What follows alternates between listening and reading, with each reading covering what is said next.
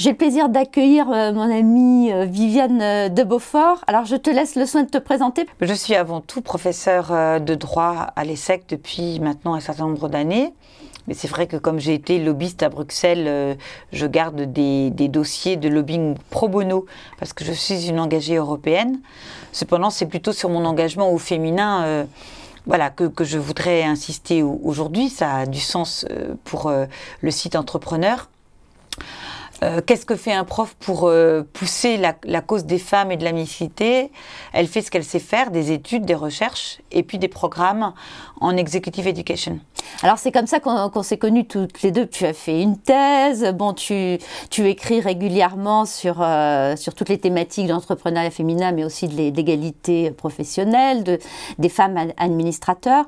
Et tu as été jusqu'au bout puisque tu as même créé un cycle Entreprendre au féminin. Tu étais la première.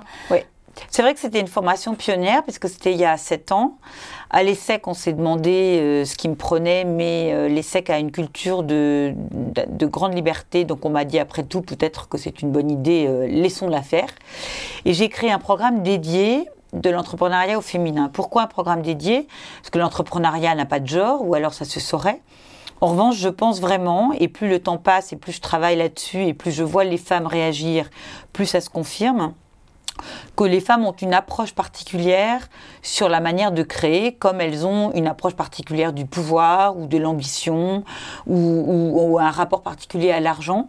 Pas parce qu'elles sont nées comme ça, mais parce qu'on leur a inculqué, voilà, il y a un héritage culturel, un modèle dominant plutôt masculin qui fait qu'elles doivent occuper une place autrement.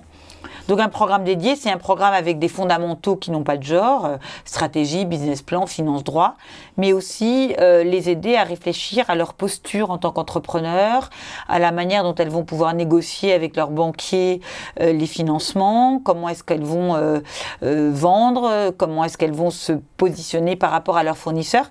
C'est vraiment l'idée de leur donner de l'assurance et de les booster et également leur donner une vision et un développement de leur entreprise, parce qu'on le sait et on le déplore toutes les deux. Très souvent, elles font petit et elles manquent d'ambition, et je crois que c'est ça qu'il faut essayer de casser, et c'est en les encourageant. Alors, le programme Entreprendre au féminin est complètement refondu, donc c'est un nouveau programme qui va être proposé. Alors, quelles sont les différences ? Oui, donc l'idée, le programme, il a 5 ans, il a 6 ans, il a fait ses preuves, on l'a même exporté en Roumanie sur des fonds européens. Mais moi, je pensais qu'il fallait absolument utiliser cet outil magique qui est le e-learning pour pouvoir améliorer la pédagogie. Et s'adapter aux contraintes aussi. Voilà.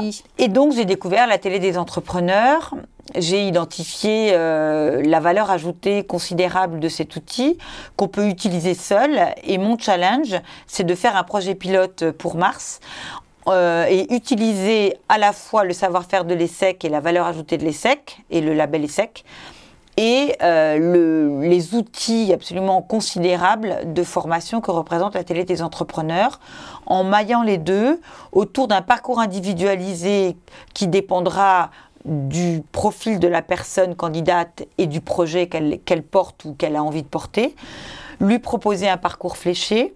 Et ensuite, sachant qu'elle aura capitalisé sur la télé des entrepreneurs et les différents modules qu'on va lui proposer, revenir à l'ESSEC pour travailler avec elle, non pas en N, mais en N+1 et parfois N+2 pour celles qui auront le mieux travaillé, travailler sur sa stratégie, son marketing, la bonne formule en droit. Et je crois qu'on a là une formule innovante, pionnière. Et surtout individualisée, qui est quand même le meilleur mode de formation. Voilà, qui permet de faire un vrai parcours individualisé, en même temps, parce qu'elles se rencontreront à l'ESSEC, de travailler sur le réseau, qui est un élément important.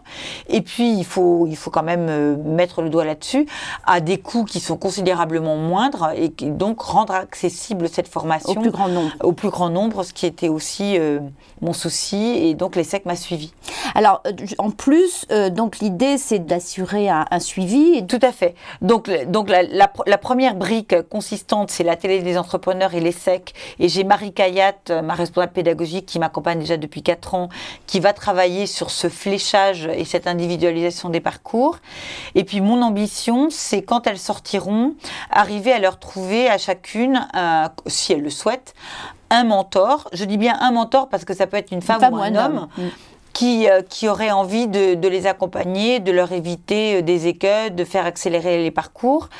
Je commence à travailler avec Femmes Chefs d'entreprise, qui est une association qui a une vraie légitimité et un ancrage sur l'ensemble de la France. Et puis si c'est pas Femmes Chefs d'entreprise, ce peut être aussi des mentors qu'elles se trouvent elles-mêmes, mais il faut leur donner l'idée que le mentoring est un accompagnement post-programme qui peut être extrêmement intéressant. Tout à fait. Ils peuvent ouvrir les portes, éviter les écueils, le découragement, l'isolement. Je crois que c'est quelque chose d'important, au même titre que les réseaux. Je les encourage aussi à faire réseau entre elles et puis à aller dans des réseaux féminins ou dans leur domaine, peu importe, mixte. C'est important de ne pas rester seul. Il suffit d'aller sur le site de l'Executive Education ESSEC au programme Women, puisque j'ai donc un trio de programmes. On va parler de celui-là aujourd'hui, c'est entrepreneuriat au féminin.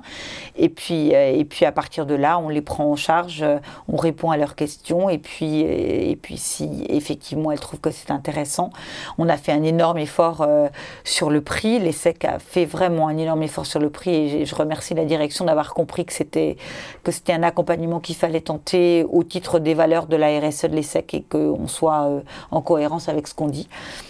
Donc je pense que ça va être abordable à pas mal de femmes qui ne sont pas forcément des dirigeantes ou qui ne négocient pas forcément dans le cadre de programmes d'outplacement ou autres. Donc j'en espère beaucoup. On commence maintenant et j'espère ouvrir au mois de mars. Voilà. Alors le seul souhait, c'est qu'elles soient le plus nombreuses possible parce que ce sera autant de chances de réussir leur entreprise. Eh bien, merci beaucoup Viviane. Et moi, merci à la Télé des entrepreneurs parce que j'aurais pas pu inventer ça sans vous. Merci.